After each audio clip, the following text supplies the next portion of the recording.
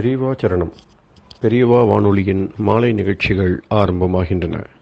இன்றைய எமது நிகழ்ச்சிகள் நித்திய குரு பாதுகா பூஜா, ஸ்ரீ ரா கணபதி அவர்கள் எழுதிய புத்தகத்தின் ஒளிவடிவம், ஆன்மீக உரை, மகா பெரியவா மகிமை, உபன்யாசம். பெரியவா சரணம். பெரியவா சரணம். அடுத்த நிகழ்ச்சி நித்திய குரு பாதுகா பூஜை. शुक्लां भरदरं विष्णुं शशिवर्णं चतुर्भुजं प्रसन्नवदनं ध्यायेत् सर्वविघ्नोपशान्तये। ममोपात्त समस्त दुरितक्षयद्वारा श्री परमेश्वर प्रीत्यर्थं गुरुप्रसाद सिद्ध्यर्थं गुरुप्रीत्यर्थं गुरुपादपूजाम् अद्य करिष्ये। गुरुर्ब्रह्मा गुरुर्विष्णुर्गुरुर्देवो महेश्वरः गुरुः साक्षात् परब्रह्म तस्मै श्रीगुरवे नमः। अपारकरुणासिन्धुं ज्ञानदं शान्तरूपिणं श्रीचन्द्रशेखरगुरुं प्रणमामि मुदान्वहम्। सदाशिवसमारम्भां शङ्कराचार्यमध्यमाम् अस्मदाचार्यपर्यन्तां वन्दे गुरुपरम्पराम्. எல்லோரும் குருவை பெரிவாளை தியானம் பண்ணிண்டு அர்ச்சனை பண்ணுவோம். அஷ்டோத்திரம். பெரியவா அஷ்டோத்திரம் பல அஷ்டோத்திரங்கள் இருக்கு. அதுல எளிமையா சுலபமா எது இருக்கோ அதை நான் இப்ப சொல்றேன். எல்லோரும் இதை கேட்டுண்டே திருப்பி சொல்ல முடிஞ்சுவா சொல்லி சொல்லி பெரிவாளுக்கு பாதத்துல ஒவ்வொரு புஷ்பத்தை அர்ச்சனை பண்ணலாம். ओम श्री कांची कामकोटि पीठाधीश्वराय नमः. श्रीमत् चंद्रशेखरेन्द्र सरस्वती गुरुभ्यो नमः. संन्यासाश्रम शिखराय नमः. काषाय दंडधारिणे नमः. सर्वपीठापहारिणे नमः. स्वामिनाथ गुरवे नमः. करुणासागराय नमः. जगदाकर्षण शक्तिमते नमः. सर्वचराचर हृदयस्थाय नमः. ओम भक्त परिपालक श्रेष्ठाय नमः. धर्म परिपालकाय नमः. श्री जयेन्द्र सरस्वत्याचार्याय नमः. श्री विजयेन्द्र सरस्वती पूजिताय नमः. शिवशक्ति स्वरूपाय नमः.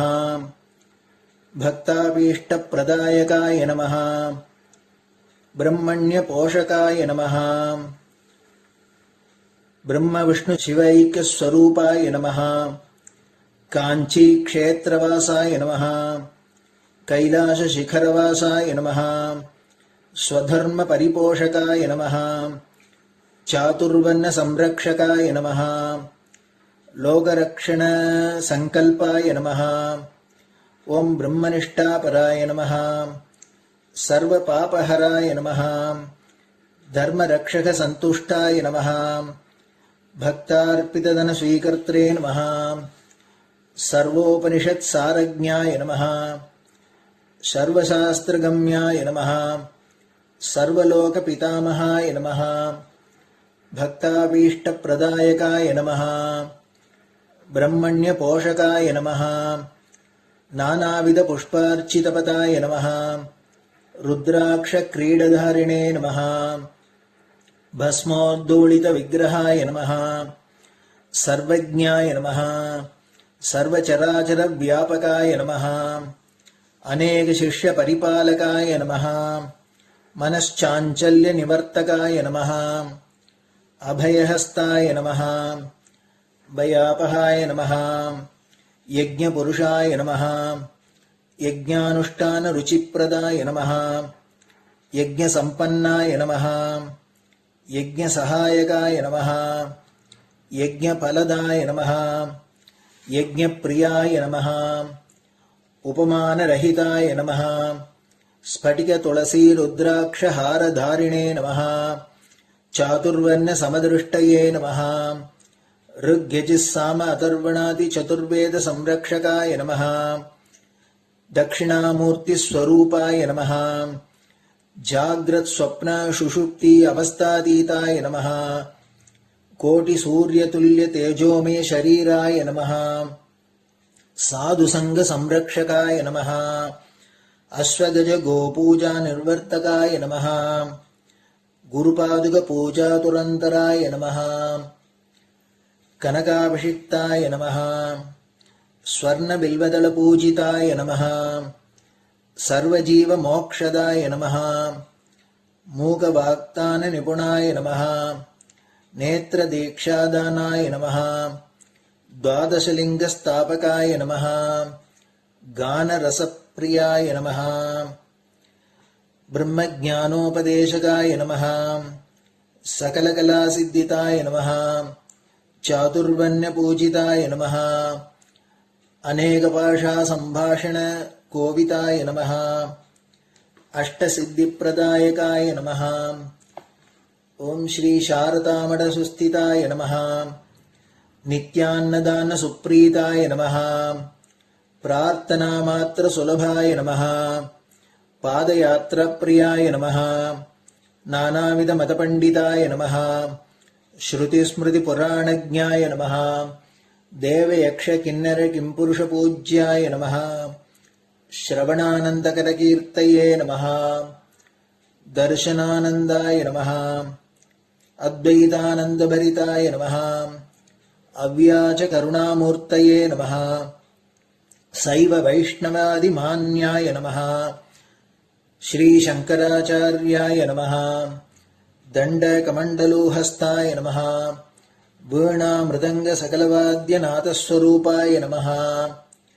रामकथारसिकाय नमः वेदवेदाङ्ग आगमादिसकलकलासतस्प्रवर्तकाय नमः हृदयगुहाशयाय नमः शतरुद्रीयवर्णितस्वरूपाय नमः केदारेश्वरनाथाय नमः अविद्यानाशकाय नमः निष्कामकर्मोपदेशकाय नमः लघुभक्तिमार्गोपदेशकाय नमः लिङ्गस्वरूपाय नमः सालग्रामसूक्ष्मस्वरूपाय नमः कालड्यां शङ्करकीर्तिस्तम्भनिर्माणकर्त्रे नमः जितेन्द्रियाय नमः शरणागतवत्सलाय नमः श्रीशैलशिखरवासाय नमः डमरुकनादविनोदाय नमः वृषभारूढाय नमः दुर्मदनाशकाय नमः आभिचारिकदोषहर्त्रे नमः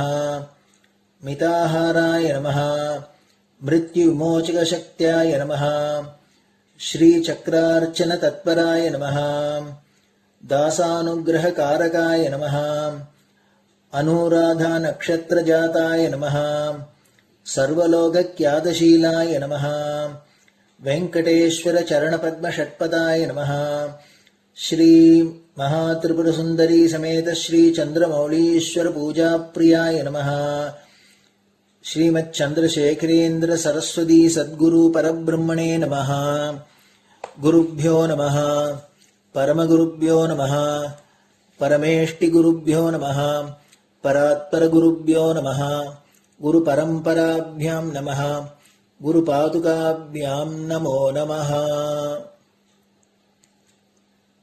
அடுத்தது ஊதுபத்தி இருந்தா அதை காமிச்சு தூபம், நெய் தீபம் இருந்தா காமிச்சு அதை நெய் தீபம் தீபம் காமிச்சுட்டு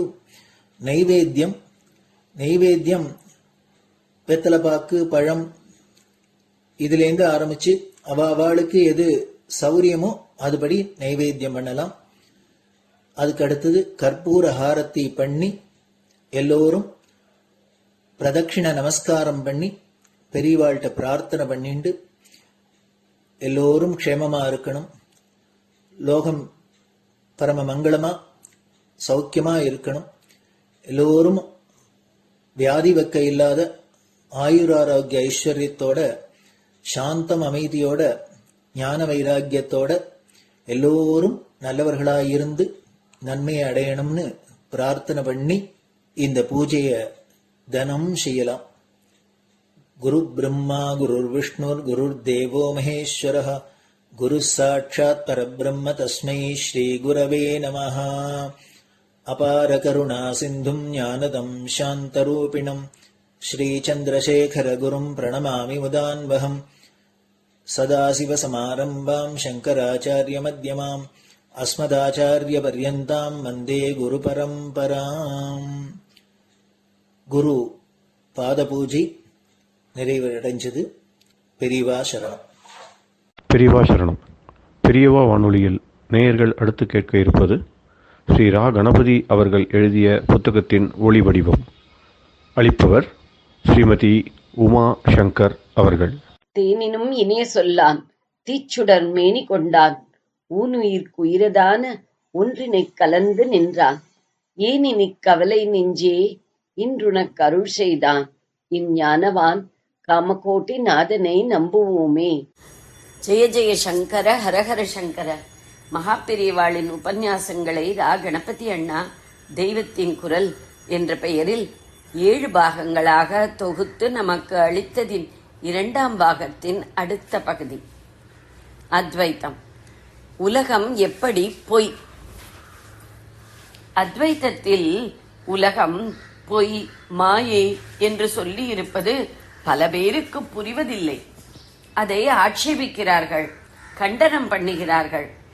இத்தனை ஜீவ ஜந்துக்களுக்கும் லோகம் தெரிகிறது, அதில் இப்படி ஒரு காரியம் செய்தால் இப்படி விளைவு ஏற்படுகிறது என்று ஏராளமான காரண காரிய விதிகள் இருப்பதால் தான் நாம் அநேக விதமான காரியங்களை செய்ய முடிகிறது, பலனை அடைய முடிகிறது.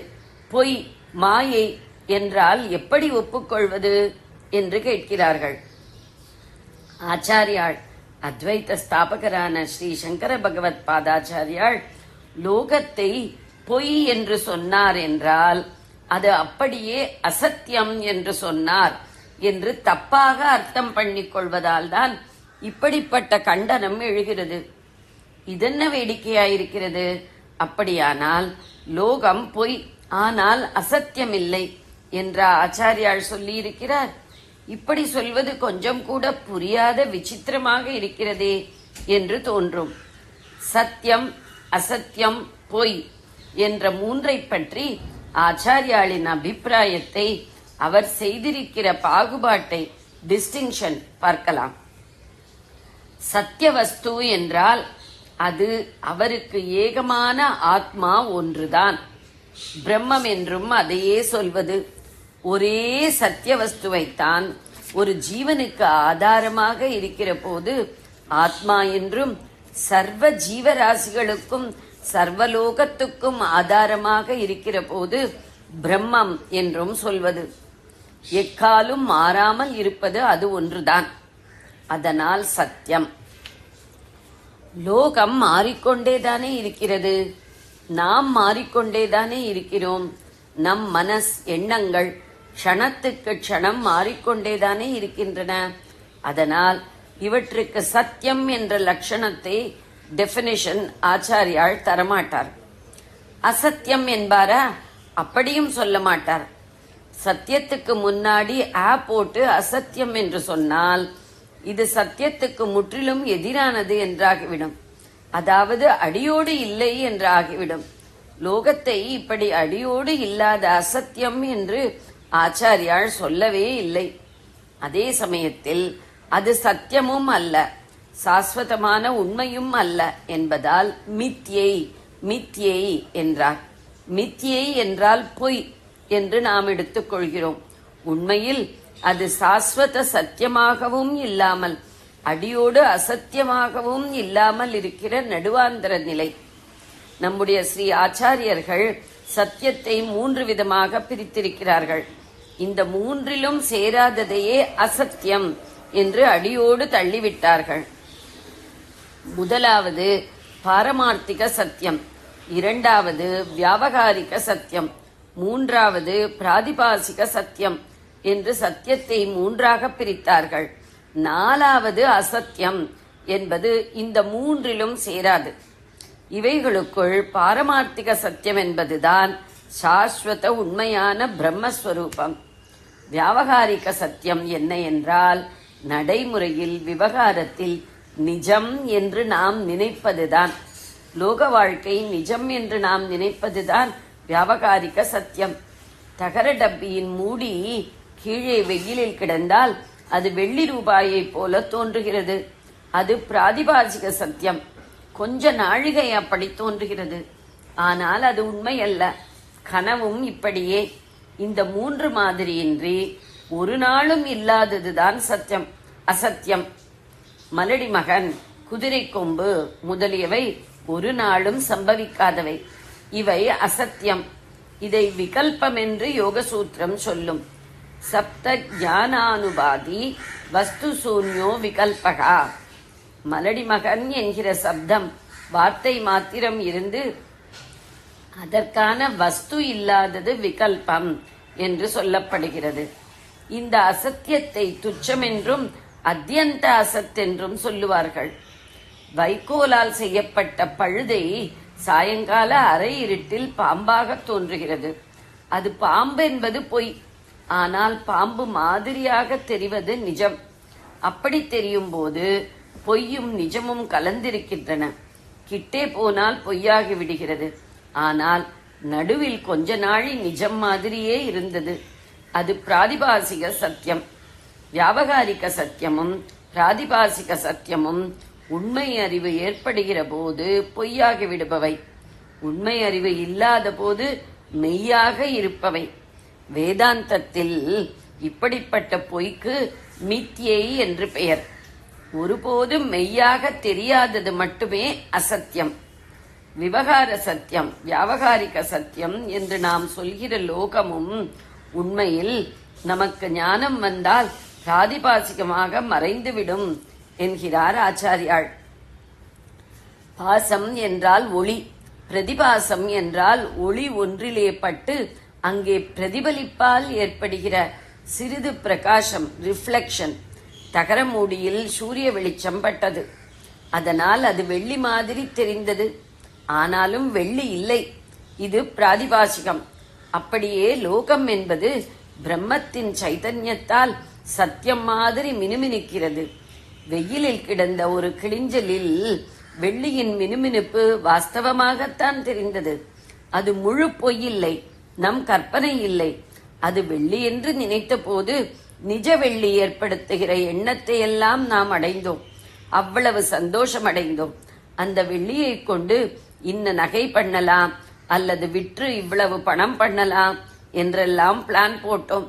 இதே மாதிரி பழுதையை பாம்பாக பார்த்தபோது நிஜ பாம்பை பார்க்கிற அதே பயப்பிராந்தி, மயக்கம், வயிற்றுக்கலக்கம் எல்லாம் உண்டாகிவிட்டது. மலடி மகன், முயல் கொம்பு என்று சொன்னால் அது இப்படிப்பட்ட உணர்ச்சிகளை உண்டாக்குமா? அடியோடு பொய் என்று தள்ளிவிடுவோம். அது நம்மை இன்னொன்று மாதிரி தோன்றி ஏமாற்றாது. இப்படி இன்னொன்று மாதிரி தோன்றி ஏமாற்றுவதற்குத்தான் மாயாசக்தி என்று பெயர்.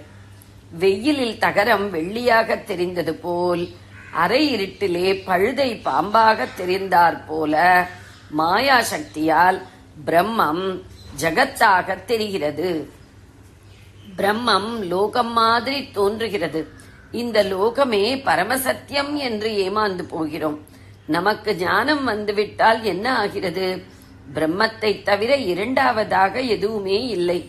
அதை தவிர இந்த லோகமும் இல்லை. இது அது மாயையால் போட்டுக்கொண்ட வேஷம்தான் என்று தெரிந்து விடுகிறது. பழுதைக்கு கிட்டே போனால் அது பாம்பென்று நினைத்த எண்ணம் ஓடிப்போய் விடுகிற மாதிரி, தகர மூடியையோ கிளிஞ்சலையோ எடுக்க போய் அது வெள்ளி இல்லை என்று தெரிந்து கொள்கிற மாதிரி ஞான நிலையில் அதற்கு முன்னாடி லோகம் நிஜம் என்று நினைத்தது ஓட்டம் பிடிக்கிறது. வெள்ளியாக தெரிந்த வரையில் தகர மூடியும், பாம்பாக தெரிந்த வரையில் பழுதையும் ஏற்படுத்திய எண்ணங்கள் எல்லாம் அப்புறம் இருந்த இடம் தெரியாமல் போய்விடுகிற மாதிரி ஞானம் வந்துவிட்டால் லோகம் நிஜம் என்று நினைத்த போது நமக்கு ஏற்பட்ட அத்தனை எண்ணமுமே நின்று போய்விடுகிறது. அதாவது அநேக விதிமுறைகளுக்கு கட்டுப்பட்டதால் விவகார சத்தியம் என்று நாம் ஒத்துக்கொண்ட லோகம் அத்வைத்தமாக சமாதி நிலையில் இருக்கிற போது பிராதிபாசிகம் மாதிரியே மறைந்து விடுகிறது. ஆனாலும் இப்படி ஞானியானவன் தவிர மற்ற அத்தனை பேருக்கும் அது காரியம் விளைவு என்கிற விதிகளோடு தெரிந்து கொண்டு அதிலே அவர்கள் பல தினசான பிரயத்தனங்களை பண்ண முடிவதால் லோகத்தை வியாவகாரிக சத்தியம் என்று ஒரு ஸ்டேட்டஸ் கொடுத்து வைத்திருக்கிறார். விவகார பிரதிபாச சத்தியங்களை தவிர சத்தியதரம் ஒன்று இருக்கிறது. அதுவே எப்போதும் சத்தியமான பிரம்மம். ஆகவே சத்தியமானது ஒன்று, அசத்தியம் ஒன்று, பொய் இரண்டு உள்ளன. சத்தியமாவது பிரம்மம் என்கிற சுவாமி, அசத்தியம் மலடி மகன். ஈஸ்வரன் ஒரு நாளும் இல்லை என்று போக மாட்டார், அவர் சத்தியம். மலடி மகன் ஒரு நாளும் இருப்பவனாக மாட்டான், அவன் அசத்தியம். சில பதார்த்தங்கள் முந்தி இல்லாமல் போகும், பிந்தி வரும். இப்பொழுது இல்லாமல் அப்புறம் உண்டாகும். அவைகள் எப்பொழுதாவது இல்லை என்ற ஒரு காலம் இருக்கும். எப்பொழுதுமே இல்லை என்பதில்லாமல் இருக்கிறது சத்தியம். அப்படி இருப்பவர் பரமாத்மா. அசத்தியம் முக்காலத்திலும் இருக்கிறது என்பது இல்லாதது, அதாவது ஒரு நாளும் இல்லாதது. நடுவில் உள்ள இரண்டு விதமான மித்தியைகள் சத்திய அம்சம் கொஞ்சம், அசத்திய அம்சம் கொஞ்சம் கலந்து உள்ளவை. அவைதான் பொய். வியாவகாரிகம் பிராதிபாசிகம் என்பவை இரண்டும் மித்தியை அல்லது பொய். அவை ஒரு காலத்தில் மட்டும் இருக்கிறார் போல இருந்து இன்னொரு காலத்தில் இல்லாமல் போய்விடுபவை. நாமெல்லாம் எப்படிப்பட்டவர்கள்? நம் தேகம் கொஞ்ச நாளுக்கு முன்பு இல்லை, பின்பும் இது இல்லாமல் தான் போகப் போகிறது. சத்தியம் இல்லை. கொஞ்ச காலம் இருப்பதால் அசத்தியமும் இல்லை. முழு சத்தியமாக இருந்தால் முக்காலத்திலும் நாசமடையாமல் இருக்க வேண்டும். அப்படியும் இல்லை. இது சுக்தி ரூபியம் போன்றது. அதாவது வெயில் அடிக்கும் போது கிளிஞ்சலில் சுக்தி வெள்ளி ரூபியம் தோன்றுவதை போன்றது. ரூபியம் என்பது வெள்ளி, அதிலிருந்துதான் ரூபாய் ருபி என்ற வார்த்தை வந்தது. கிளிஞ்சலில் வெள்ளி தோன்றுவது சத்தியமா அசத்தியமா? கிளிஞ்சல் மினுமினு என்று மின்னும் போது ஒரு நிமிஷமாவது அதிலே வெள்ளி இருக்கிறதென்று தோன்றுகிறது. மலடி மகன் ஒரு செகண்டாவது தோன்றுவதுண்டோ? இல்லை. அதை போன்றதில்லை. இது இருக்கிறது என்னும் அம்சம் இதில் கலக்கிறது. அது குதிரை கொம்பு என்பதில் கலக்காது. குதிரை கொம்பு என்பதை வார்த்தையாக மட்டும் சொல்லலாம், வஸ்துவே கிடையாது. இதுவோ இருக்கிறதென்ற அம்சம் கொஞ்சம் தோன்றுவதனால் அசத்தியம் அல்ல. சரி, சத்தியமா என்றால் சத்தியமானால் இந்த தோற்றம் எப்பொழுதும் இருக்க வேண்டும். கிளிஞ்சல் என்று தெரிந்தால் வெள்ளியானது இல்லாமற் போய்விடுகிறது. எப்போதும் அந்த வெள்ளி இல்லை. ஆனாலும் அப்படி தோற்றம் மட்டும் உண்டாயிற்று. வெயில் போன பிறகு தோற்றமும் போயிற்று. வெள்ளி போனாலும் அதற்கு ஆதாரமாக கிளிஞ்சல் இருக்கிறது. பாம்பு என்ற ஒரு தோற்றம் அதற்கு காரணமான வஸ்து, அதாவது பழுதை தோன்றியவுடன் போய்விட்டது. அந்த தோற்றம் சத்தியமாக இருந்தால் பின்னால் இல்லாமல் போகாது. ஆகையால் இது சத்தியத்துக்கு வேறானது, அதுதான் பொய். இந்த மித்தியைக்கு ஆதாரமாக ஒரு சத்தியம் உண்டு. பாம்பு தோற்றம் என்ற மித்தியைக்கு பழுதை ஆதாரம். பாம்பு தோற்றம் போன பின்பும் பழுதை நிற்கிறது. இப்படியே வெள்ளி என்ற எண்ணம் போன பின்பும் ஆதாரமாக கிளிஞ்சல் இருக்கிறது. பழுதை கிளிஞ்சல் என்ற சத்தியங்களை ஆதாரமாக கொண்டே பாம்பு வெள்ளி ரூபாய் என்ற தோற்றங்கள் ஏற்பட்டன. அப்படியே மித்யாலோகத்துக்கு ஆதாரம் பிரம்மம். லோகத் தோற்றம் போனால் எல்லாம் சூன்யமாகி விடாது. ஆதாரமான பிரம்மம் அப்போதும் சத்தியமாக இருக்கும். பாம்பு பொய் என்ற எண்ணம் போன பிறகும் பழுதை இருந்ததல்லவா? சத்திய பிரம்மத்தை மித்யலோகம் மாதிரி காட்டுவது மாயை. மாயையே அனிர்வச்சனீயம் என்று ஆச்சாரியால் சொல்லுவார்கள். விளக்க ஒண்ணாதது என்று அர்த்தம். அது சத்தும் அன்று அசத்தும் அன்று. இன்னதென்று சொல்ல முடியாதது, உள்ளதென்றும் இல்லதென்றும் சொல்ல முடியாதது. ஒரு சமயம் தோன்றுகிறது, அப்புறம் ஞானம் வந்துவிட்டால் இல்லாமலும் போகிறது. பொய்மாய பெருங்கடலில் அப்பர் சுவாமிகளின் திருவாரூர் திருத்தாண்டகம். பொய்மாயப் பெருங்கடலில் என்று தமிழ் புஸ்தகத்தில் எழுதியிருக்கிறது. மாயை என்றால் பொய் என்று அது சொல்லுகிறது. சத்தியமும் இல்லாமல் அசத்தியமும் இல்லாத மூன்றாவது பொருளாக இருக்கிறது அது. இல்லை என்று சொல்லிவிட்டால் தோன்றுகிறதே, அதற்கென்ன செய்வது? இருக்கிறது என்றால் போய்விடுகிறதே. இது பரமாத்மாவை விட வேறென்றால் அவருக்கு வேறாக ஏதும் இல்லையாததால் அப்படி சொல்ல முடியாது. பரமாத்மாவே தான் மாயை என்பதும் சரியல்ல. ஞானம் வந்தால் மாயை போய்விடுகிறதே. பௌத்தர்கள் சொல்லுகிற சூன்யமும் அன்று, பரமார்த்திக சத்தியமும் அன்று.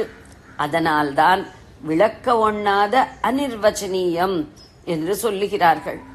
பழுதை தோன்றினால் பாம்பு போய்விடும். பழுதை அதிஷ்டானம், பாம்பு ஆரோக்கியம். அதிஷ்டானம் நமக்கு சாட்சாத்காரமானால் ஆரோக்கியம் போய்விடும். எதில் ஒரு தோற்றத்தை ஏற்றி வைத்திருக்கிறோமோ அது தெரிந்தால் ஏற்றி வைத்திருந்த தோற்றம் போய்விடும். இந்த தோற்றமே பிராதிபாசிக சத்தியம். நாம் அடியோடு எப்பொழுது இல்லாமல் போவோம்? நம்மை எந்த வஸ்துவின் மேல் ஆரோபித்து வைத்திருக்கிறோமோ அது தெரிந்தால் நாம் என்பது போய்விடும். சூரிய சந்திராதிகள், பஞ்சபூதங்கள், பிரபஞ்சம் முதலியவைகளை நாம் எதில் ஏற்றி வைத்திருக்கிறோமோ அந்த சத்தியமான வஸ்து தெரிந்தால் இந்த பிரபஞ்சமெல்லாம் போய்விடும். அப்போது லோகம் பொய்யாகிறது, நாமும் பொய்யாகிறோம். இதுதான் ஆச்சாரியால் சொன்னது. விவகார தசையில் லோகம் நிஜமே, ஞான தசையில் அது மறைந்துவிடும் என்றார். இதை சரியாக புரிந்து கொள்ளாததாலேயே கண்ணுக்கு தெரிகிற காரிய காரண சட்டத்துக்கு கட்டுப்பட்ட லோகத்தை அவர் எப்படி பொய் என்று சொல்லலாம் என்று சண்டைக்கு வருகிறார்கள். அடியோடு புழுகாக உள்ள அசத்தியமாகவும் இல்லாமல் முழுக்க நிஜமாக இருக்கிற சத்தியமாகவும் இல்லாமல் இரண்டும் கலந்திருக்கிற விவகார சத்தியமாகவே லோகத்தை அவர் வைத்து இதற்கே மித்யை அல்லது பொய் என்ற பெயரை கொடுத்தார் என்று புரிந்து கொண்டால் சண்டை வராது. ஜெய ஜெய சங்கர, ஹரஹர சங்கர. பெரியவா சரணம்.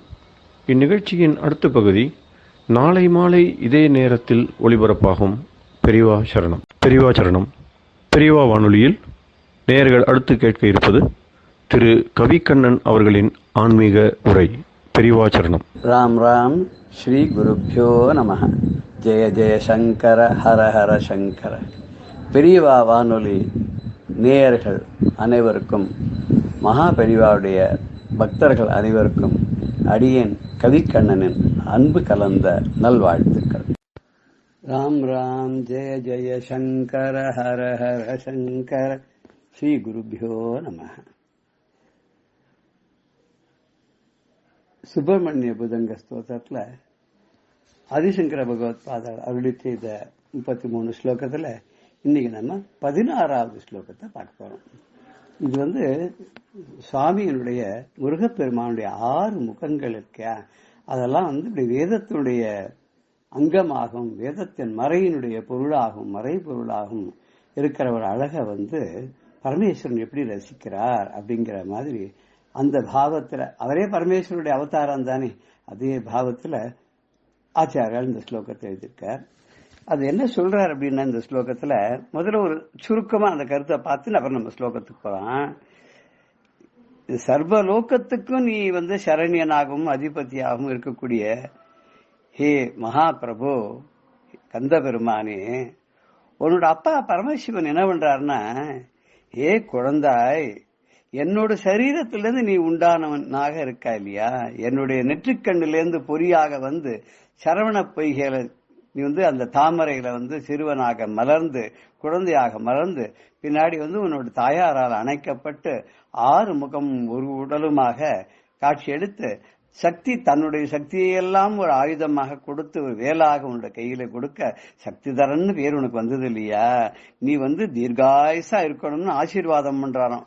எத்தனை தடவை தெரியுமோ? ஒரு தடவை ஆசீர்வாதம் இல்ல, 6 தடவை ஒரு மந்திரம் மாதிரி ஜெபித்து அந்த முருகனுடைய 6 தலைகளையும் சந்தோஷத்தோட உச்சி முகர்றாராம். மோந்து பாக்குறாராம். நம்ம கூட சின்ன குழந்தைகள்லாம் பார்த்தோம்னா அதை கட்டி அணைச்சு தலையை மோந்து பாக்குறோம் இல்லையா, அந்த சின்ன குழந்தையான அந்த முருகனை 6 தலைகளையும் மோந்து பாக்குறாராம் அந்த பரமேஸ்வரன்.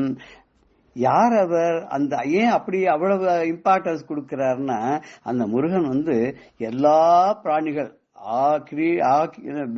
பிரம்ம கீட்ட ஜனனின்னு அம்பாள சொல்றாங்க.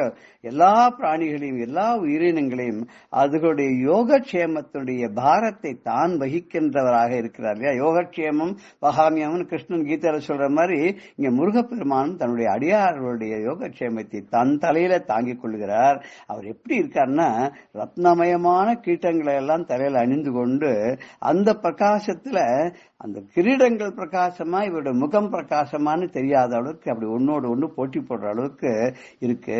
அப்படிப்பட்டவருடைய 6 முகங்களையும் 6 தலைகளையும் நான் வணங்குறேன். ஒரு புலவர் எழுதினார், 6 தலை பெற்றவனை அன்றியான் இவ்வுலகில் வேறு தலை படைத்தோரை வேண்டுவது ஒன்றில்லை என்றார். என்னது இப்படி சொல்லிட்டே இல்லைங்க, அருமுகனை தவிர யாரையும் நீங்க பணிய மாட்டாளா? ஏன் கேட்டன, மாறு தலை அற்றவனே மாசறவே பணிவார்கள், ஆறுதலை பெறுவதும் அவனியிலே மெய்யென்றோனர். இந்த 6 தலை இருக்கக்கூடிய அந்த முருகனை பணிந்தாக்க நமக்கு ஆறுதல் கிடைக்குமே உலகத்துல. அதனால 6 தலை படைத்தவனை அன்றியாம் உலகில் வேறு தலை படைத்தோரை வேண்டுவது ஏதுமில்லை அப்படின்னு அவ்வளவு தைரியமா சொல்றார். ஆதிசங்கர பகவத் பாதார் சொல்ற ஸ்லோகம் என்னன்னு பார்க்கலாமா? சுதாங்கோத்பவோ மேசி ஜீவேதி ஷட்தா ஜபன் மந்திரமீஷோ முதா ஜிக்ரதேயான். சுதாங்கோத்பவோ மேசி ஜீவேதி ஷட்தா ஜபன் மந்திரமீஷோ முதா ஜிக்ரதேயான். जगद्भारभृत्यो जगन्नाथ तेभ्यः किरीटोज्ज्वलेभ्यो नमो मस्तकेभ्यः. जगद्भारभृत्यो जगन्नाथ तेभ्यः किरीटोज्ज्वलेभ्यो नमो मस्तकेभ्यः. सुत अंगोद्भव मे असि जीवे इति जीव इति षड्जा जपन् मंत्रम ईशः मुदा जिग्रते यान यान मुखान जिग्रते. जगद्भार वृत्त्यः जगन्नाथ तेभ्यः किरीटोज्ज्वलेभ्यः नमः मस्तकेभ्यः. किरीट उज्ज्वलेभ्यः मस्तकेभ्यः नमः. கிரீடங்களோட கூடிய நவரத்ன கிரீடங்களோடு கூடிய பிரகாசமாக ஒளியோடு விளங்கக்கூடிய உன்னுடைய 6 சிரசுகளையும் நான் வணங்குகிறேன். அது அவைகளுக்கு நமஸ்காரம். அது எப்பேற்பட்ட தலை? ஜெகத்பார பிருத்யோ, இந்த உலகத்தினுடைய பாரத்தை எல்லாம் தாங்கிக் கொண்டிருக்கக்கூடிய ஜெகநாத உலக நாயகனே, அப்பேற்பட்ட உன்னுடைய 6 தலைகளுடைய கிரீடத்தோடு கூடிய அந்த தலைகளுடைய அந்த அழகிலே மயங்கி அந்த மஸ்தகேபியகா அந்த தலைகளை எல்லாம் சிரசை எல்லாம் சிரசுக்கெல்லாம் நமஹா என்னுடைய நமஸ்காரம். உன் சிரசுக்கு நமஸ்காரம். அது எப்பேற்பட்ட சிரசு தெரியுமா? சாதாரண சிரசு இல்ல. அந்த சிரசுக்கு ஒரு பெரிய மகிமையே உண்டுங்கிறார். என்ன மகிமை அப்படின்னு கேட்டாக்க, சுத அங்கோத்பவோ மே அங்கோத்பவோ, என்னுடைய உடம்பிலிருந்து உண்டானவனாக சுதா இருக்கக்கூடிய ஏ பிள்ளையே நீ இருக்கிறாய். நீ என்னவா இருக்க? மே அங்கோத்பவ அசி, என்னுடைய உடம்பிலிருந்து தோன்றியவனாக, என்னுடைய சிரசிலிருந்து கண் ஒளியாக தோன்றியவனாக இருக்கிறாய். ஜீவ இதி, நீ நினை சிரஞ்சீவியா நன்னா இருந்து எல்லாருக்கும் அருள் பண்ணிட்டு இருக்கணும் அப்படின்னு சொல்லி ஷட்தா ஜப்பன் 6 தடவை மந்திரம் மாதிரி இதை ஷட்தா மந்திரம் ஜப்பன்னு இந்த மந்திரத்தை சொல்லி ஈசகா அந்த பரமேஸ்வரன் அவன் என்ன பண்ணான் தெரியுமா? முதா ஜிக்ரதே யானு, எந்த தலைகளை ஈஸ்வரனானவன் முகந்து பார்த்து சந்தோஷம் அடைகிறானோ அப்பேற்பட்ட உன்னுடைய சிரசை உலகத்துடைய பக்தர்களுடைய கஷ்டங்களை எல்லாம் தாங்குகின்ற உலகத்துக்கே நாயகனாக இருக்கக்கூடிய அவைகளுக்கு ரத்ன கிரீட்டங்களாலே பிரகாசமாக விளங்கக்கூடிய உங்களுடைய சிரசுக்கு மஸ்தகேபியானா சிரசுகள், மஸ்தகம் மஸ்தகேபியா உன்னுடைய 6 சிரசுகளுக்கும் நமஹா என்னுடைய நமஸ்காரம் அப்படிங்கிறார். அப்பேற்பட்ட அந்த செந்தில் ஆண்டவனை நாமளும் ஒரு சின்ன பாடலோட நமஸ்காரம் சொல்லாமே, சொல்லுமா?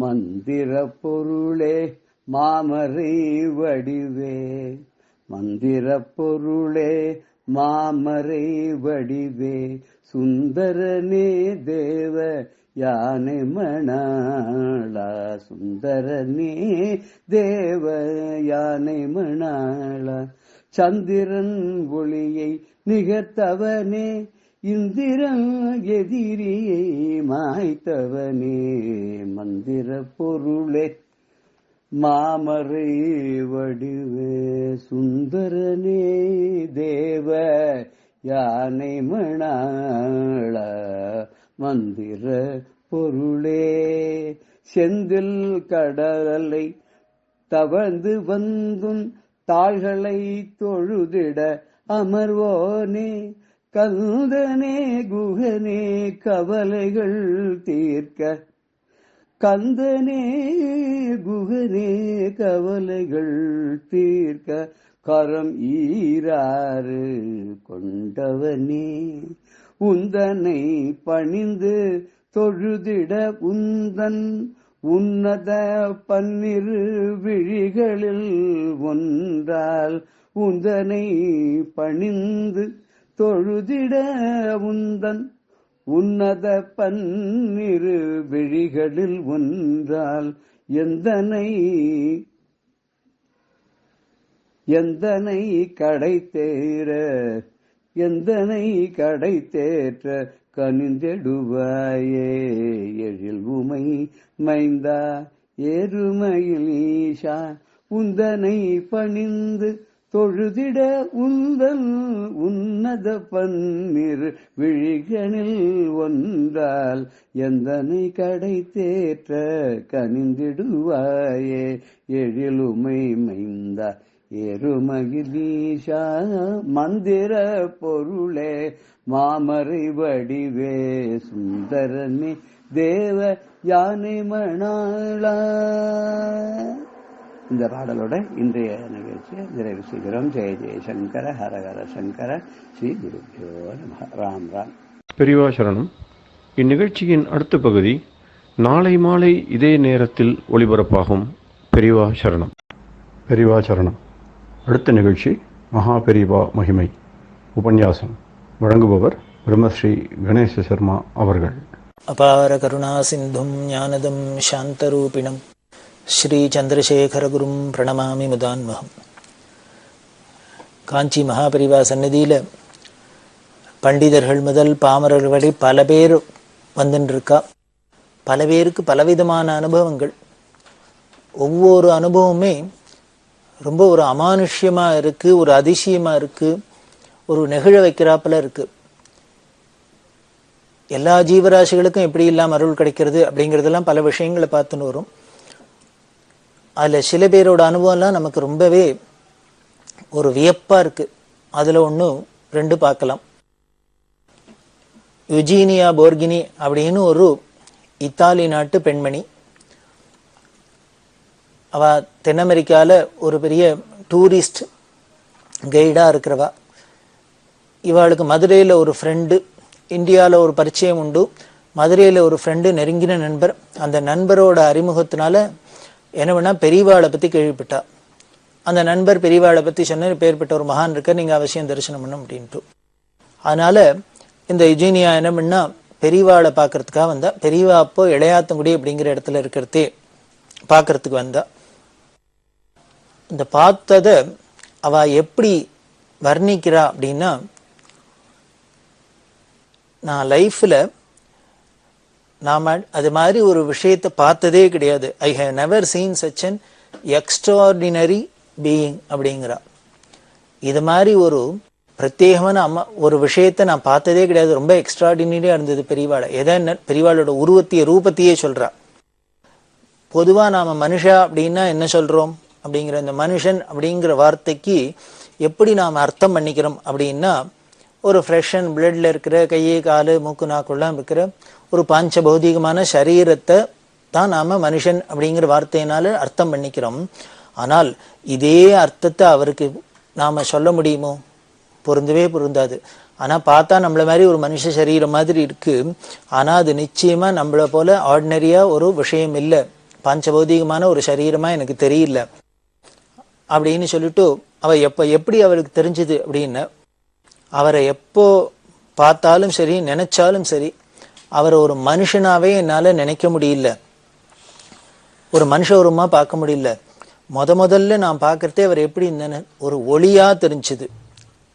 ஒரு ஜோதிஸ் அப்படிங்கிற ஒரு லைட் மாதிரி இருந்தது. அந்த லைட்டை பார்த்தா எப்படி இருக்கு அப்படின்னர் அந்த அம்மா. அவ சொல்றது வேடிக்கையா இருக்கும், ஆச்சரியமா இருக்கும். His holiness mainly made of light அப்படிங்கிற. அது எப்படின்னா மெழுகுவர்த்தி ஒளி இப்படி மேலே எங்கேயும் போயிட்டு சின்னதாகி பெருசாயெல்லாம் வருமோ இல்லையோ, அதை மாதிரியே பல சமயங்கள்ல அவர் பெரியவராகவும் சின்னதாகவும் அரப்பெல்லாம் தெரியறது. ஜோதிஷாவே எனக்கு தெரிஞ்சது அப்படிங்கிறா. இது என்ன சார் ஒருத்தருக்கு கண்ணுக்கு ஒரு ஆளு ஜோதியா தெரியுமா அப்படின்னா, சாதாரண மனுஷாலா இருந்தா தெரியாது, இதுதான் எக்ஸ்ட்ராடினரி அப்படின்னு விட்டாளே. இது மாதிரி நான் ஒரு விஷயத்த இதுக்கு முன்னால ஒரு व्यक्तिயை பார்த்ததே கிடையாதுன்னு சொல்லியிருக்காளே, அது எப்படி ஒளியா தெரிஞ்சதுன்னு. வேத சாஸ்திரங்கள்லாம் அப்படித்தானே சொல்றது, தமசோமா ஜோதிர்கமய அப்படிங்கிறது இருட்டுக்கு அது ஒளியா இருக்குங்கிற.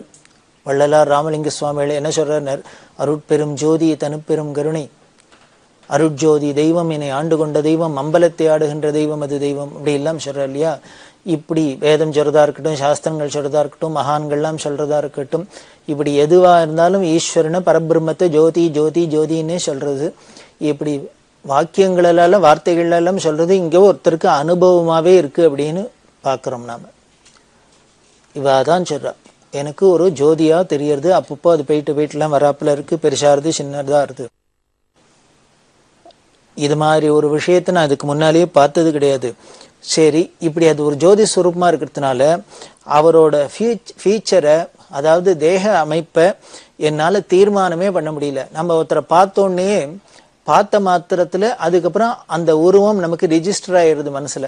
அதுக்கப்புறம் எப்போ அதை நினைச்சாலும் அவளை நினைச்சாலும் உடனே அதுதான் அந்த ஃபார்மேஷன் வந்து நமக்கு நிக்கிறது. உதாரணத்துக்கு சொன்னா, ஒருத்தரை பார்க்க முடியும்னா குட்டையா இருக்கார், கருப்பா இருக்கார், குண்டா இருக்கார், இல்ல இருக்கிற ஒல்லியா இருக்கார், ஒசரமா இருக்கார், இப்படி எல்லாம் தெரியறது இல்லையா.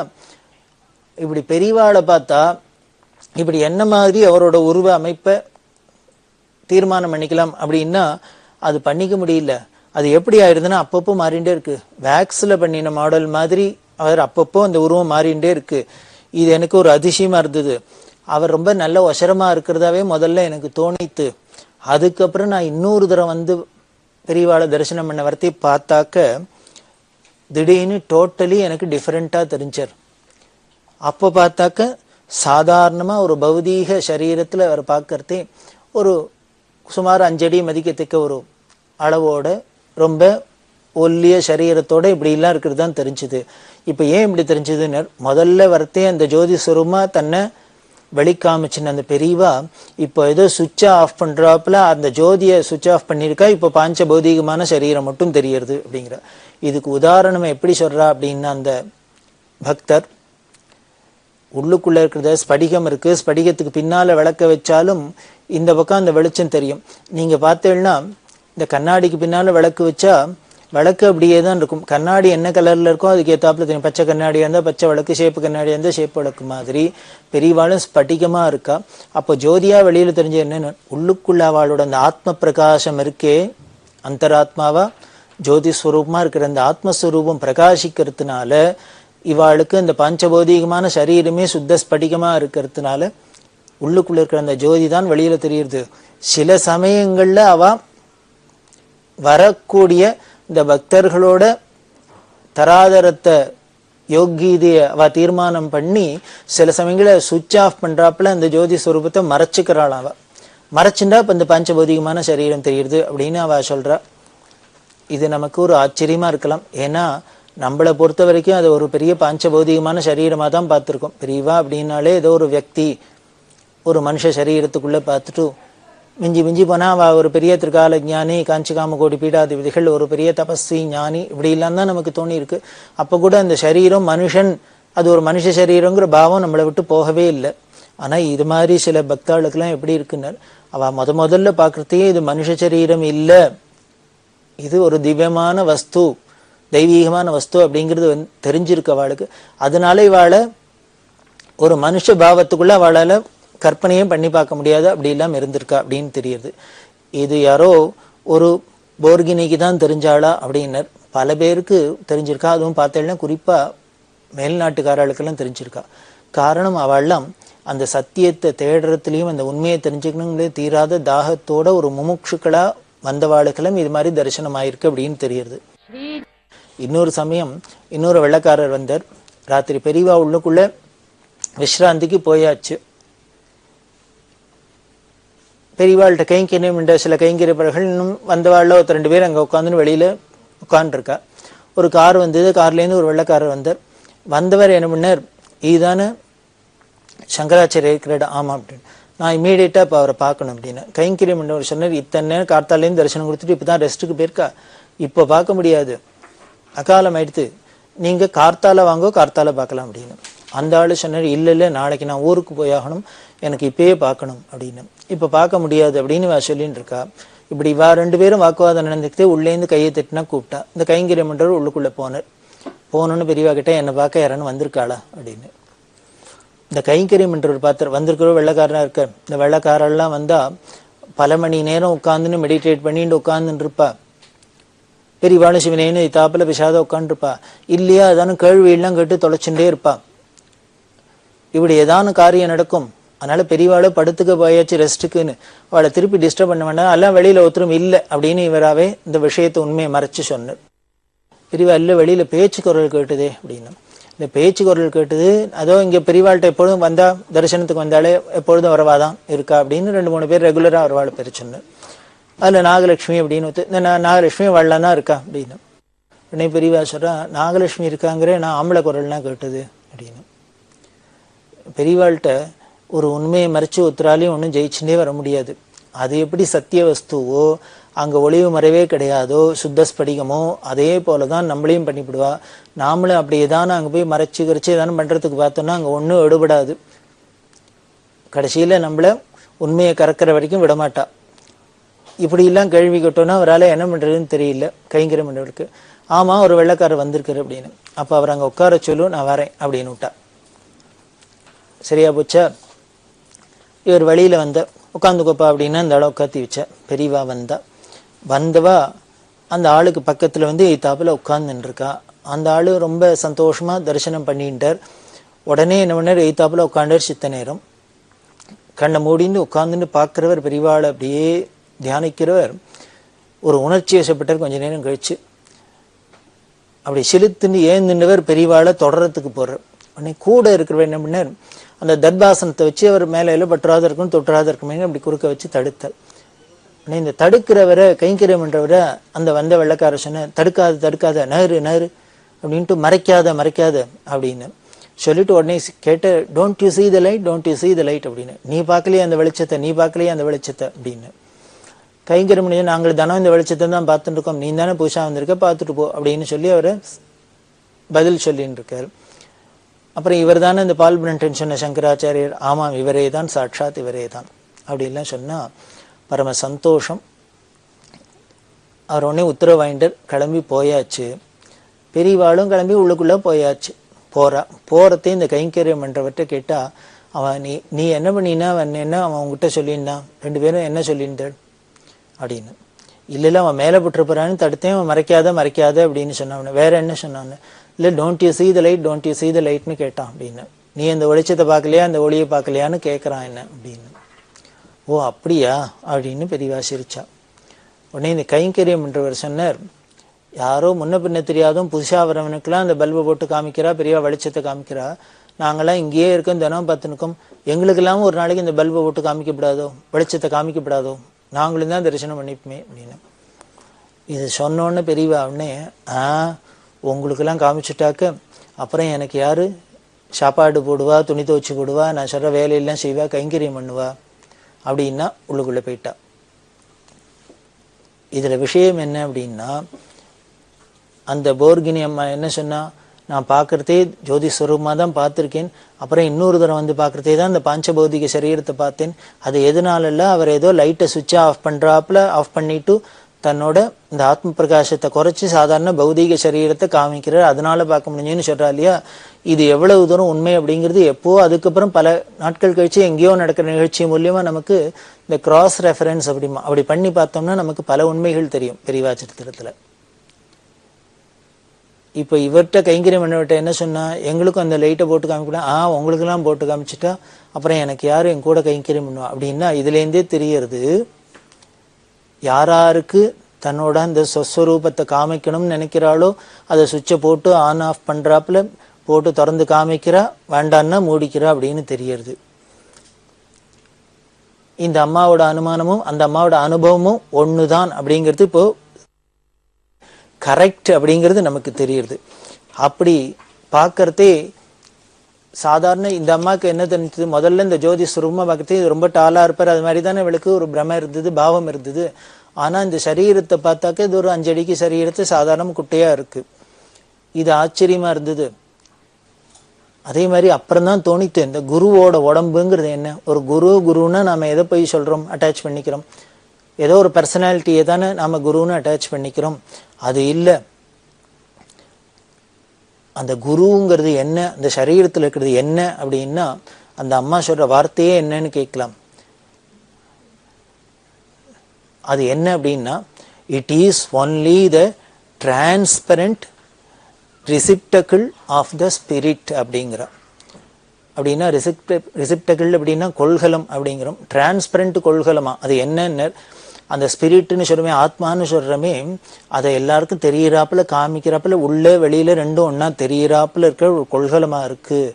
அதாவது அந்த பரபிரம்மத்தோட ஒரு ரூபம்தான் இது, அந்த நிர்குண பிரம்மத்தோட சகுணம் தான் அப்படின்னு நம்ம சாஸ்திரத்தை சொல்றதை இந்த அம்மா தன்னோட லாங்குவேஜில் அப்படி சொல்றா, தான் புரிஞ்சின்ற அளவுக்கு. இதை நான் வெறுமனை சொல்லலை, இது என்னோட டைரக்ட் எக்ஸ்பீரியன்ஸ் அப்படிங்கிறா.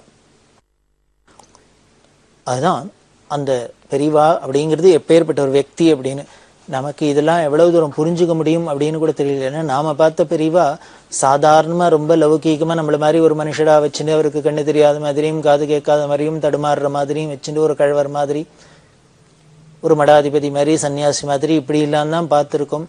நம்ம மிஞ்சி மிஞ்சி போனா அவள்கிட்ட எதிர்பார்த்ததும் என்னென்ன ரொம்ப சாதாரணமான விஷயமா நமக்கு ஏதோ கல்யாணமானும், குழந்தை பிறக்கணும், வேலை கிடைக்கணும், ப்ரமோஷன் வேணும், இது மாதிரி ஒரு லௌகிக ஆசையில தான் போயிருந்தோம். அப்படி இருக்கிற நமக்கு யாரோ ரொம்ப ஒரு வேதாந்த ரீதியா பெரியவாளெல்லாம் டிஸ்கிரைப் பண்றா அப்படின்னா நம்மளால முதல்ல நம்புறது கூட சிரமமா இருக்குமோ என்னமோ தெரியல. ஆனால் இதான் உண்மை. இது மாதிரி விஷயங்கள்லாம் கேட்க கேட்க தான் நமக்கு பெரியவாங்கிற தத்துவத்தை புரிஞ்சுக்க முடியும். ஓரளவுக்கான நமக்கு அது என்ன அப்படிங்கிறது ஒரு அனுமானத்துக்கான வரும். அப்படி ஸ்படிகம் போல அவ இருக்கா, அந்த உள்ள இருக்கிற வழி அது வெளியில காமிக்கிறாப்புல இருக்கு. அதுதான் அனுபவத்துல கண்டுன்றது, அதுதான் குருங்கிறது அப்படின்னு. அது எப்ப கிடைக்கும் அப்படின்னா அவ சொல்றதையே சொல்ற, நம்ம மனசு மட்டும் கொஞ்சம் ஆடாத அசங்காத ஒரு இடத்துல ஸ்திரமா இருந்துடுத்துனா, அதாவது என்ன அப்படின்னா ஒருமுகப்பட்டு கொடுத்துனா, கான்சென்ட்ரேஷன் வந்து கொடுத்துனால், அப்ப குருங்கிற ஒருத்தரை இப்படி எல்லாம் பார்க்கலாம். அப்படி அவ இருக்கிறதுனால, ஜோதி ஸ்வரூபமா இருக்கிறதுனால அவளை சுத்தி பல மைலுக்கு அந்த சூழலே ஒரு விசேஷமா இருக்கும். அங்க என்ன இருக்கும், அமைதி இருக்கும், சாந்தம் இருக்கும், இது நிரம்பி இருக்கும் அப்படிங்கிறத நாம உணரலாம். இப்படி ஒரு அமைதியான சாந்தமான சூழ்நிலையை நாம பார்த்தாலே, எக்ஸ்ட்ராடினரியா ஒரு சூழ்நிலையை பார்த்தாலே நம்ம அதை வச்சுட்டே அனுமானம் பண்ணிக்கலாம், இங்க யாரோ ஒரு மகான் இருக்கார், நிச்சயம் இந்த இடத்துக்குள்ள ஒரு மகான் இருக்கணும் அப்படின்னு தீர்மானம் பண்ணிக்கலாம். அந்த மகான் இருக்கிற இடத்துல இப்ப ஏற்பட்ட சூழ்நிலையும் நாம உணரலாம், இல்லை இப்ப ஏற்பட்ட சூழ்நிலை இருக்கிற இடத்துல ஒரு மகான் இருக்கணும்னு தீர்மானம் பண்ணலாம். அப்படின்லாம் அவ ரொம்ப வர்ணிச்சுன்னு போறா. இதை நாமளும் உணர்ந்திருக்கோம், ஓரளவுக்கு புரிஞ்சுக்கும் இருக்கோம். என்ன அப்படின்னார், ஒரு வைப்ரேஷன் இருக்கு சார், வைப்ரேஷன் இருக்கு சார் அப்படிங்க. சில இடங்கள்ல பொறுத்து என்ன வைப்ரேஷன், இதான் அது. அந்த சன்னதியில பார்த்தா ஏதோ ஜனங்கள்லாம் வராப்புல இருக்கு, போறாப்புல இருக்கு, ஒரே ஒருத்தர் பேசுறா, ஒருத்தர் அழறா, சிரிக்கிறா, என்னெல்லாமோ நடக்கிறது. எத்தனையோ ஒரே அமக்களப்படுறாப்புல இருந்தா கூட இது அத்தனை மீறி ரொம்ப விசித்திரமா ஒரு அமானுஷ்யமான ஒரு விஷயத்த அங்க நாம உணர முடியறது. அந்த சந்நிதியில இருக்கிறதே நம்மளோட மனசே எங்க போச்சுன்னு தெரியல. மனசுங்கிற ஒண்ணு இருக்கா இல்லையா அப்படின்னு தெரியாத அளவுக்கு நமக்கு ஒரு க்ஷணகாலத்துக்கான ஏற்படுறது. அப்படி மனசுங்கிறதே அங்க போயிடுறதுனால அப்போ டைம் போறது தெரியல, நமக்கு பசி இல்லை, தாகம் இல்லை, தூக்கம் இல்லை, மணி ஆனது தெரியல. அங்க நடக்கிற நிகழ்ச்சிகளுக்கெல்லாம் நமக்கு எந்த ஒரு முக்கியத்துவம் கொடுக்கறது இல்லை. பெரிய பெரிய விஷயங்கள், பெரிய பெரிய விஐபிஸ் எல்லாம் என்னமோ நடந்தா கூட அதெல்லாம் நமக்கு ஒண்ணுமே ஒரு பெரிய இம்பாக்டே இருக்காது. ரொம்ப சர்வசாதாரணமா நம்ம ஒரு சாட்சி மாத்திரம் மாதிரி இருப்போம். ஏன் அப்படின்னர், இருக்கிறதுலே பெரியதான ஒரு விசித்திரத்தை, அந்த நிர்குண பிரம்மத்தை இப்படி சகுணமா பார்த்து நாம அனுபவிக்கிறதுனால மற்ற நிகழ்ச்சிகளுக்கெல்லாம் ஒரு முக்கியத்துவம் இல்லாத போய்டுறது, அதெல்லாம் நமக்கு ஒரு பொருட்டா இல்லாத போய்டுறது. அப்படின்னா இது தெரியுது, அங்க டைம் இல்லை, ஸ்பேஸ் இல்லை, இந்த உலகத்துல சொல்ல மெட்டீரியல் அப்படின்னு சொல்லக்கூடிய எந்த ஒரு பதார்த்தங்களும் நமக்கு தெரியல, இதெல்லாம் ஒரு லட்சியம் இல்லாத இருக்கு. அப்படின்னா இது எதனால? அது பரபிரம்மங்கிறதுனால. அந்த பரபிரம்மத்தை எப்போன்னு அது அந்த உள்ளொளியை நமக்கு காட்டி ஆட்கொள்றதே நமக்கு கிடைக்கிறது. அது அவாவா பக்குவத்துக்கு ஏத்தாப்புல அது கிடைக்கிறது அப்படின்னு இந்த வர்ணிக்கிறான். அவளுக்கே இன்னொரு ரொம்ப ஒரு மிராக்கிள் ஒரு அனுபவம் என்ன அப்படின்னா, காரனோடை அப்படிங்கிற ஒரு இடம். இந்த காரனோடையில பெரியவா எஸ்வி சுப்பையா அப்படிங்கிற அவரோட தோட்டத்துல இருந்தா. அந்த கேம்ப்ல இருக்கிறதே இந்த இந்த பக்தியும் தரிசனத்துக்கு வந்திருக்கா. வந்து 2-3 நாள் அங்க இருந்தா. அப்படி இருக்கிறது ஒரு நாளைக்கு என்ன ஆயிடுத்துன்னா, அந்த இடத்துல ஏதோ கால் தடுக்கி விழுந்துட்டா. கீழே விழுந்தா ஃப்ராக்சர் ஆயிடுத்தோ அப்படின்னு நினைக்கிற அளவுக்கு காலில் பெரிய பயங்கரமா அடிபட்டாலும் என்னன்னா, அந்த இடது பக்கம் விழாலேந்து அந்த இடது பக்கம் கால் பாதம் வரைக்கும் என்னமோ அப்படியே ஸ்மாஷ் ஆகி கூழாயிட்டாப்புல ஒரு ஃபீலிங். வலின்னா தாங்க முடியாத வலி. என்ன பண்றதுன்னு தெரியல. ராத்திரி முழுக்கலும் அந்த வலியை பொறுக்க முடியாத தன்னோட கையை கடிச்சுண்டு, நாம பல்ல கடிச்சுண்டு அப்படிமா அந்த பல்ல கடிச்சு கூட போறளவுக்கு கையை இறுக்கி கடிச்சுண்டு இவ அந்த சிச்சுவேஷனை தள்ளிண்டே இருக்கா. இது ஏதோ ரொம்ப சீரியஸா ஆயிருக்கு, ஒர்ஸ்டா ஆயிருக்கு அப்படின்னு அவளுக்கு தோன்றது. இதுவோ ஒரு பெரிய வனாந்திரம் மாதிரி இருக்கு. பக்கத்துல ஒரு மனுஷ நடமாட்டம் இல்லாத இடமா இருக்கு. அங்க ஒரு டாக்டரா, ஃபெசிலிட்டியா, ஆஸ்பத்திரியா ஒண்ணு இருக்கிறாப்புல தெரியல. இப்படி என்ன பண்றது ஏது பண்றதுன்னே தெரியாத இவ தவிச்சுன்னு இருக்கா, வலியும் பொறுக்க முடியாத. இதுக்கு மேல மறுநாளைக்கு கிளம்பி இவ யூரோப்புக்கு போயே ஆகணும். ரொம்ப முக்கியமான வேலை, அவசியமா போய் தான் ஆகணும் அப்படிங்கிற ஒரு சிச்சுவேஷன். இதுவானா இப்படி இருக்கு உடம்பு, என்ன பண்றதுன்னு தெரியல. அப்படி தவிச்சுட்டே இருக்கிறதே இவளுக்கு திடீர்னு என்னமுன்னா ஒரு இந்த பைபிள் வாசகம் ஞாபகம் வந்தது. அவ பிறவியில ஒரு கிறிஸ்தவர்களா இருக்கிறதுனால தங்களோட வேதமான அந்த பைபிள்லேருந்து ஒரு வச்சனம் ஞாபகம் வந்தது. அது என்ன அப்படின்னு அந்த பைபிள் வாசகத்தையே அவ கோட் பண்றா. அந்த பைபிள் வாசகம், with his wings the Lord will cover, under his feather you will be safe அப்படிங்கிறது அந்த பைபிள் வாசகம். அப்படின்னா இதுக்கு என்ன அர்த்தம் அப்படின்னா, அந்த ஆண்டவன் தன்னோட இறகுனால ஒன்ன அப்படியே அணைச்சுக்கிறார். அவரோட அந்த இறகுகள்னால நீ அணைக்கப்படுறதுனால, அதுக்குள்ள இருக்கிறதுனால நீ சௌக்கியமா இருக்க, சுகமா இருப்ப அப்படிங்கிறது அந்த பைபிள் வச்சனம். இதுதான் இவாளுக்கு ஞாபகம் வந்தது. இப்படி சிச்சுவேஷன் ரொம்ப ஒர்ஸ்டா இருந்து, தனக்கு என்ன ஆயிருக்கு ஏது ஆயிருக்கு அப்படின்னு இருந்து வலி தாங்க முடியாத இருக்கிற சிச்சுவேஷன்லயும் இந்த வேத வாச்சனம் மனசுக்கு வந்ததுனால, சரி நம்மளும் இந்த பெரியவாங்கிற அந்த அருள் வலைக்குள்ள இருக்கும். அவ அருள் சரி நம்மள மூடின்னு இருக்கு. அதனால நாம நினைக்கிறாப்புல ஒன்னும் ஆகாது, இது ஏதோ சரி ஆயிடும் அப்படிங்கிறாப்புல தன்னைத்தானே மனசை ஒரு விதமா சமாதானப்படுத்த கிட்டத்தட்ட வெடிகார்த்தால சமயத்துல இந்த அம்மாக்கு அசதியில தூக்கம் வந்தது. தூங்கி போயிட்டா. ஒரு வழியா தூங்கியாச்சு. எத்தனை நேரம் தான் யோஜனை உண்டு, எத்தனை நேரம் தான் நாம பல மீண்டு கவலைப்பட்டு இருக்கிறது. நேராக தானே சோர்ந்து போறதே, கலப்பு ஏற்படுத்தே ஒரு தூக்கம் வந்துடுறது இல்லையா, அது மாதிரி தூக்கம் வந்தது. அந்த தூங்கி ஏந்துட்டு திடீர்னு ஏந்துண்டா. அப்புறம் முழிச்சுண்டா. ஏந்துண்டாக்க ஆச்சரியம் என்னென்ன, சர்வ சகஜமா ஏந்துண்டா இந்த அம்மா தன்னோட காரியத்தெல்லாம் முடிச்சுண்டு நேர பெரியவாள்கிட்ட சன்னதிக்கு போறா. அங்க போய் எப்பொழுதும் இப்படி கால் மேல கிராஸ் லெக் போட்டுன்னு கால் மேல கால் போட்டுன்னு உட்காந்து தரிசனம் பண்ற வழக்கம். இன்னைக்கும் போனா அதே மாதிரி கால் மேல காலை போட்டுன்னு தரிசனம் பண்ணிட்டு உட்காந்துருக்கா. தரிசனம் பண்ணிட்டு உட்காந்தா அப்பதான் தெரிஞ்சது ஒண்ணுமே நடக்காத மாதிரி இருக்கு. எப்படி இது சர்வசாதாரணமா ஆச்சுன்னு தெரியல. ராத்திரி முதல் நாள் விழுந்து அப்படி வலி தாங்க முடியாத இருந்தது, இப்ப என்ன ஆயிடுத்து, சர்வ சகஜமா ஆயிடுத்து அப்படின்னு சொல்லிட்டு இந்த வேத வாக்கியத்துல சொன்னது, அந்த ஆண்டவனோட சிறைக்குள்ள நாம இருந்தோம்னா, அவரோட அருள் வலைக்குள்ள இருந்தோம்னா நமக்கு ஒரு குறையும் இல்லை அப்படின்னு சொன்னது ரொம்ப சர்வ நிதர்சனமா ஆச்சு, என்னோட அனுபவத்துக்கு வந்தது அப்படின்னு அந்த அம்மா தன்னோட பெரியவாள்கிட்ட தனக்கு ஏற்பட்ட அனுபவத்தை சொல்றா. அப்ப சொல்லிட்டு சொல்றா, இப்ப ஏற்பட்ட ஒரு குரு இருக்கிறதே அவரோட நாம பக்தாள்னு அவரோட அந்த விங்குக்குள்ள இருக்கிறதே நாம ஏன் கவலைப்படணும், நமக்கு என்ன கஷ்டம் வரப்போறது சிரமம் வரப்போறது அப்படின்னு சொல்றா. இப்படி அவ சொல்ற இந்த தைரியம்லாம் தான் நமக்கும் ஒரு மருந்தா இருக்கு. அதனால எல்லாருக்கும் மனுஷான்னா பல சிரமங்கள் வரும், கஷ்டங்கள் வரத்தான் வரும். அதுக்கு ஒரு அருமருந்தா என்ன இருக்குன்னு பெரிவாங்கிற ஒரு மருந்து இருக்கு. அருமருந்து ஒரு தனி மருந்து, அம்பலத்தை ஆடும் மருந்து அப்படின்னு ஒரு மகான் பாடுறாரு. வைத்தீஸ்வரன் அப்படின்னு பேரு, பேஷஜம் விஷக் அப்படின்னு வேதமும் சொல்றது. அவரே மருந்தான், அவரே டாக்டராம். மற்ற இடத்துலாம் டாக்டர் வேற மருந்து வேற. டாக்டர் சொன்ன மருந்து சாப்பிட்டாதான் வைத்தியம் பலிக்கும் குணமாகும். ஆனா இங்க என்ன, அந்த ஈஸ்வரனே மருந்தாவும் இருக்கு டாக்டராகவும் இருக்காரு அப்படின்னு சொல்லி அப்பேற்பட்ட வைத்தீஸ்வரனும் பெரியவாளை நாமும் வழிபட்டு நம்மளோட வினைகள்லாம் களைய பெறுவோம். அப்படி இருக்கிற பெரியவாளோட வைபவத்துல தொடர்ந்து நாம அனுபவிக்கலாம். பெரியவா சரணம்.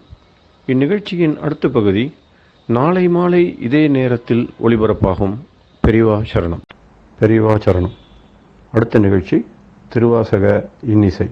வழங்குபவர் ஸ்ரீ சத்குருநாத தேசிகர் அவர்கள். பெரியவா சரணம். திருச்சிற்றம்பலம்.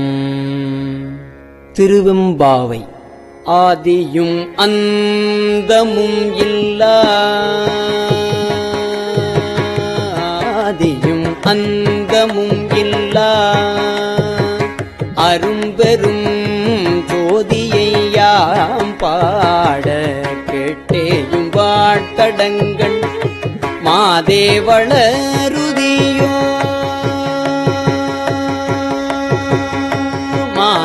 மாதேவளருதியோ வன்செவியோ நின் செவிதான் மாதேவன் வார்கழல்கள் வாழ்த்திய வாட்டோலி போய் வீதி வாய் கேட்டலுமே விம்மி விம்மி மெய் மறந்து போதாரமழியின் மேல் நின்றும் புரண்டு இங்கன் ஏதேனுமாகாள்,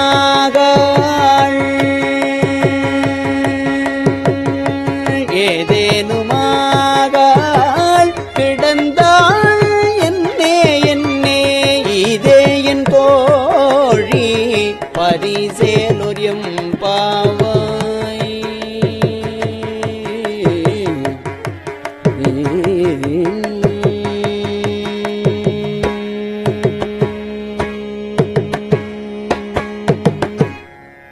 பாசம் பரஞ்சோதிக்கு,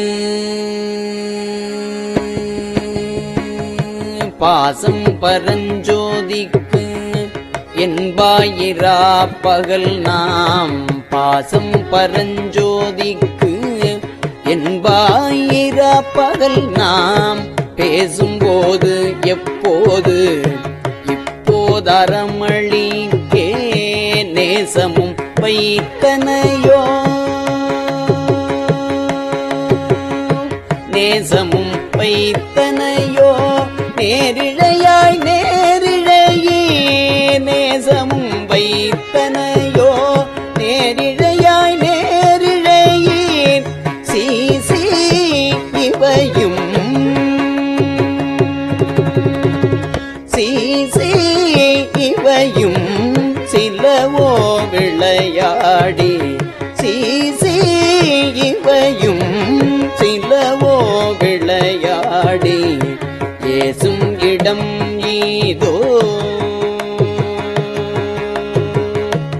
ஏசும் இடம் ஈதோ விண்ணோர்கள் ஏத்துதற்கு கூசுமலர் பாதம் தந்தருள வந்தருளும் தேசன் சிவலோகன், தேசன் சிவலோகன் தில்லை சிற்றம்பலத்துள் தேசன் சிவலோகன் தில்லை சிற்றம்பலத்துள் ஈசனார்க்கு அன்பார் யாம் ஈசனார்க்கு அன்பார் யாம் ஆரேலொரும் பாவாய்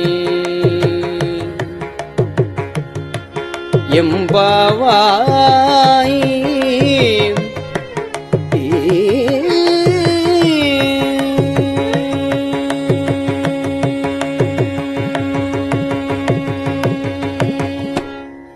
முத்தண்ண வெண்ணகையாய் முத்தன்ன வெண்ணகையாய் முன்வந்து எதிர் எழுந்து என் அத்தன் ஆனந்தன் அமுதனென்றள்ளூரி தித்திக்க பேசுவாய் வந்து உன் கடை திறவாய் பத்துடையீர் ஈசன் பழகடியே பாங்குடையே புத்தடியோம் புன்மை தீர்த்து ஆட்கொண்டார் பொல்லாதோ எத்தோனின் அன்புடைமை எல்லோம் அறியோமோ சித்தம் அழகியார் பாடாரோ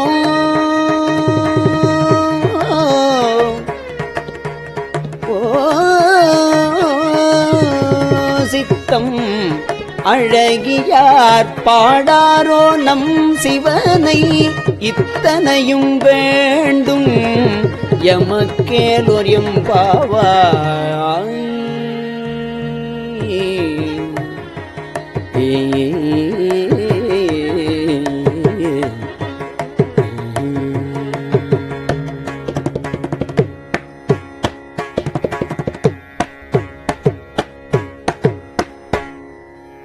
உன்னித்தில நகையாய் இன்னம் புலந்தின்றோ உன்னித்தில நகையாய் இன்னம் புலர்ந்தின்றோ வண்ணக்கிளி மொழியார் எல்லாரும் வந்தாரோ உன்னித்தில நகையாய் இன்னம் புலர்ந்தின்றோ வண்ணக்கிளி மொழியார் எல்லாரும் வந்தாரோ எண்ணிக்கொடு உள்ளவா சொல்லுகோம் அவ்வளவும்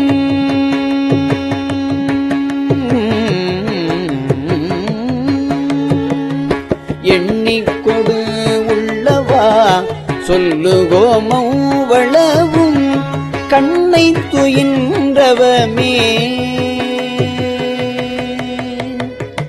கண்ணை துயின்றவமே காலத்தை போக்காதே விண்ணுக்கு ஒரு மருந்தை வேத விழு பொருளை கண்ணுக்கு இனியானை பாடிக் கசிந்து உள்ளம் விண்ணுக்கு ஒரு மருந்தை வேத விழு பொருளை கண்ணுக்கு இனியானை பாடிக் கசிந்து உள்ளம் உள்ளுக்கு நின்றுருகையாமாட்டோம் உள்ளுக்கு நின்றுருகையாமாட்டோம் நீயே வந்து எண்ணிக்குறையில்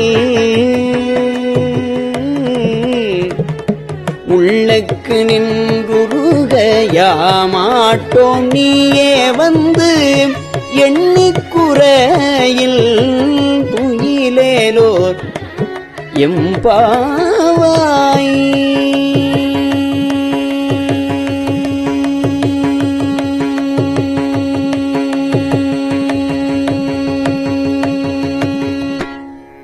மாலரியா நான் முகனும் காணாமலையினை மாலரியா நான் முகனும் காணாமலையினை நாம் போலறிவோம் என்று உள்ள பொக்கங்களே பேசும் பாலூரு தேன்பாய்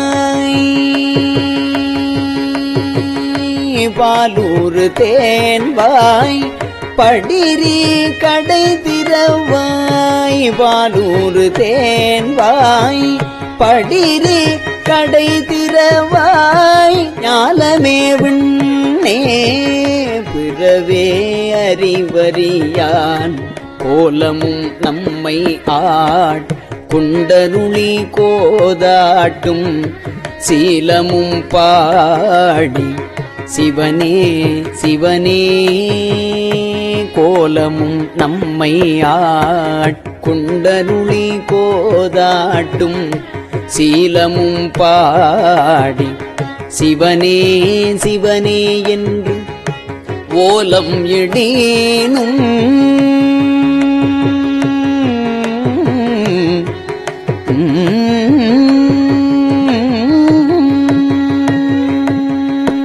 ஓலம் எடீனும் உணராய் உணராய்கால் ஏலக்குழலி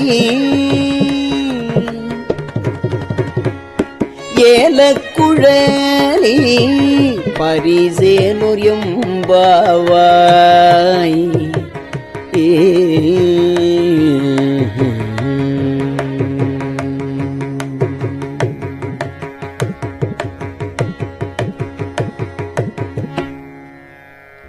மானே நீ நன்னலை நாளை வந்துங்களை மானே நீ நன்னலை நாளை வந்து உங்களை நானே எழுப்புவன் என்றலும் நாணாமே போன திசை பகராய் போன திசை பகராய் இன்னம் புலல்கின்றோ வானே நிலனே பிறவே அறிவறியான் தானே வந்து எம்மை தானே வந்து எம்மை தலையளித்தாட்கொண்டருளும் வான்பார்கழல் பாடி வந்தோர்க்குண்வாய் திரவாய் தானே வந்து எம்மை தலையளித்தாட்கொண்டருளும் வான்வார்கழல் பாடி வந்தோர்க்குண்வாய் திரவாய் ஊனே உருகாய்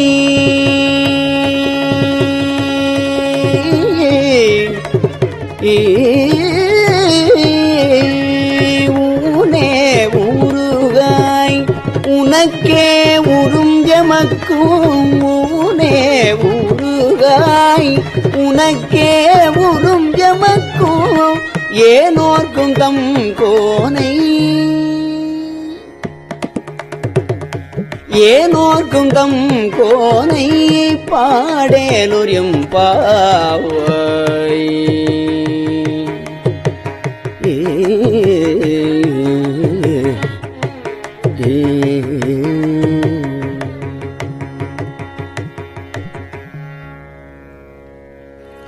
அன்னே இவையும் சிலவோ பல அமர்ந்து அன்னே இவையும் சிலவோ பல அமர்ந்து உன்னற்கு அறியான் ஒருவன் இரும் சீரான் சின்னங்கள் கேட்ப சிவன் என்றே வாய் திறப்பாய் தென்னாய நாம் உன்னம் தீசேர் மெழுகு ஒப்பாய் என்னான என் அறையன் இன்னமுதன் என்றெல்லோமும் சொன்னோங்கள் வெவ்வேறாய் இன்னம் துயிலுதியோ வன்னெஞ்ச பேதையர் போல் வாழா கிடத்தியால்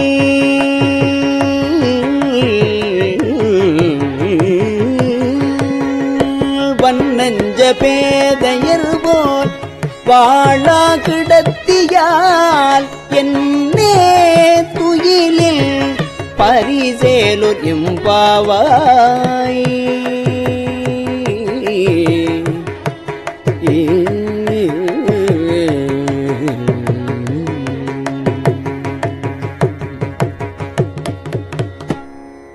கோழி சிலம்ப சிலம்பும் குறுகு எங்கும் கோழி சிலம்ப சிலம்பும் குறுகு எங்கும் ஏழில் இயம்ப இயம்பும் வெண் சங்கெங்கும் கேழில் பரஞ்சோதி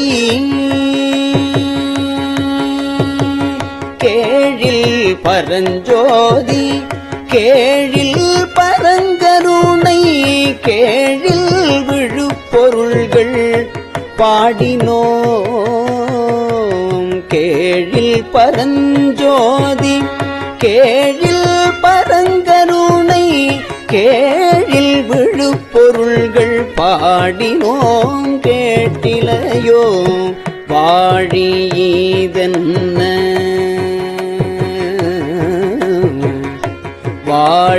வாழியீதென்ன உறக்கமோ வாய்திரவாய் ஆழியானன்புடை நீ ஆமாறும் யூவாரோ ஊழி முதல்வனாய்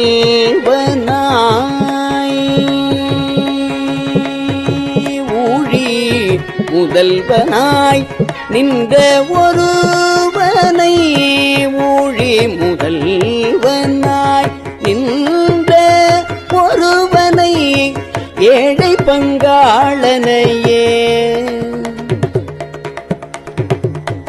ஏழை பங்காளனையே பாடேலோ எம்பாவாய்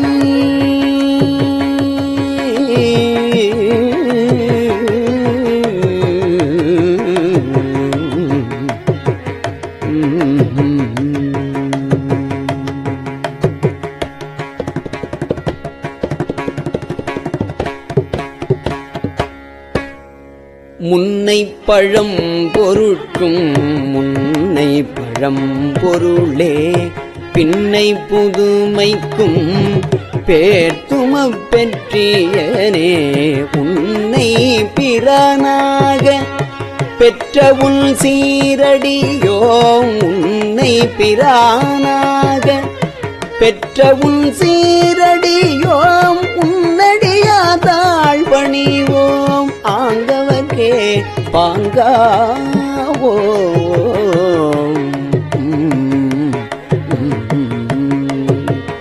அன்னவரே எங்கணவர் ஆவார் அன்னவரே எங்கணவர் ஆவார் அவர் உகந்து சொன்ன பரிசே தொழும்பாய் பணி செய்வோம் இன்ன வகையே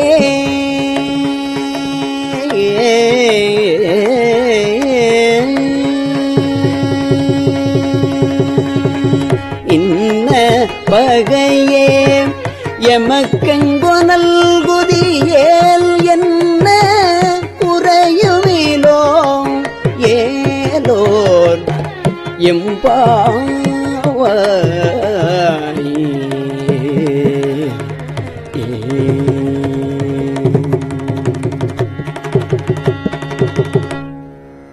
பாதாளம் ஏழினும் கீழ்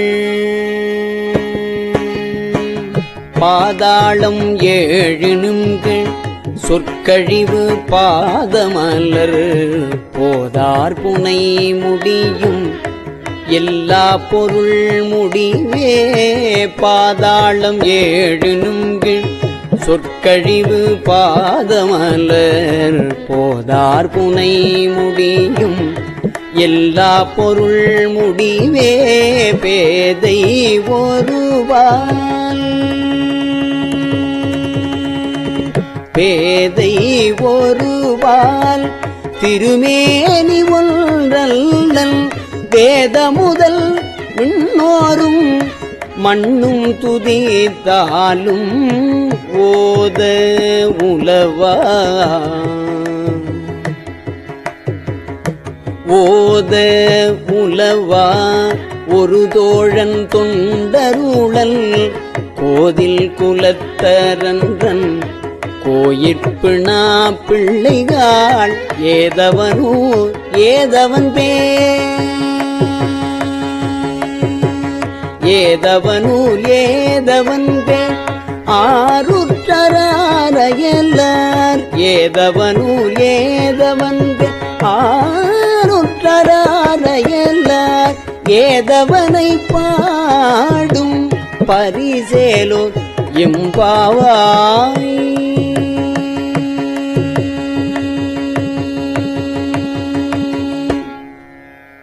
திருச்சிற்றம்பலம். பெரியவா சரணம். இந்நிகழ்ச்சியின் அடுத்த பகுதி நாளை மாலை இதே நேரத்தில் ஒளிபரப்பாகும். பெரியவா சரணம். பெரியவா சரணம். பெரியவா வானொலியின் இன்றைய நிகழ்ச்சிகளின் நிறைவாக திருப்பொன்னூசல் வழங்குபவர் சத்குருநாத தேசிகர் அவர்கள். பெரியவா சரணம். திருச்சிற்றம்பலம். திருப்பொன்னூசல். ஆணோ அலியோ அறிவையோ என்று இருவர் காணா கடவுள் கருணையினால் தேவர்குழாம் நாணாமே உய்ய ஆட்கொண்டு அருளி நஞ்சுதனை ஊனாக உண்டருளும் உத்தரகோசமங்கை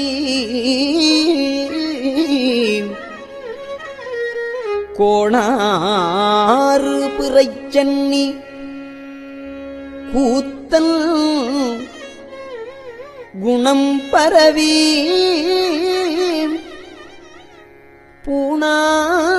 பூணாறு பணமுலையீர் பொன்னூசலாடாமோ.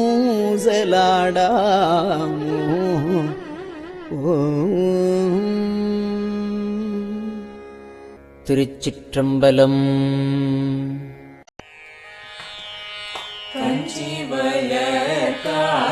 காமாட்சி தன் குழந்தாய் சங்கரரே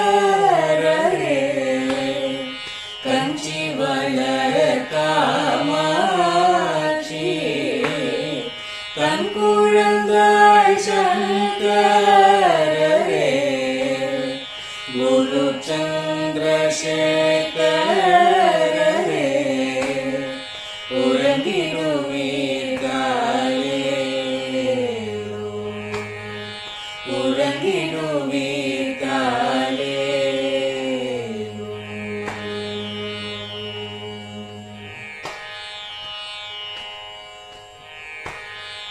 ஆதிகுரு சங்கரராய் அன்றொரு நாள் வந்தவரே அறுபத்து எட்டாகும் ஈட்டபதி காலே ஏழுலகும் பூப்பவரே காப்பவரே கடப்பவரே எல்லோர்க்கும் அருள்பவரே உலகிடுவீதாயே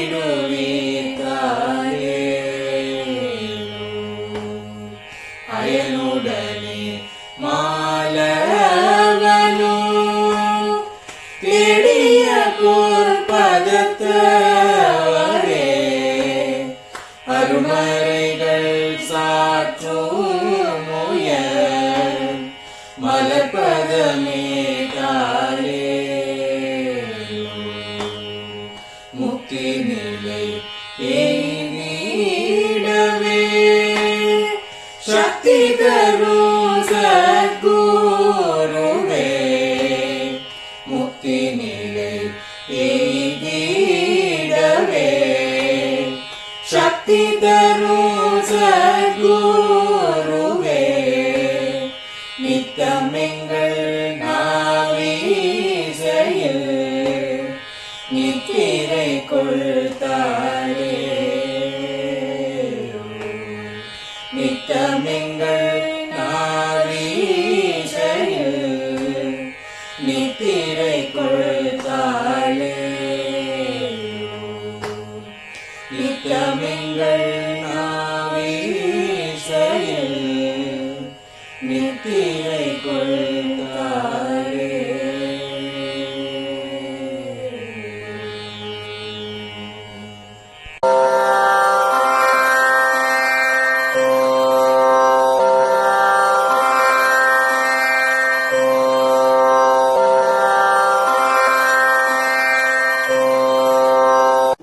பெரியவாசரணம்.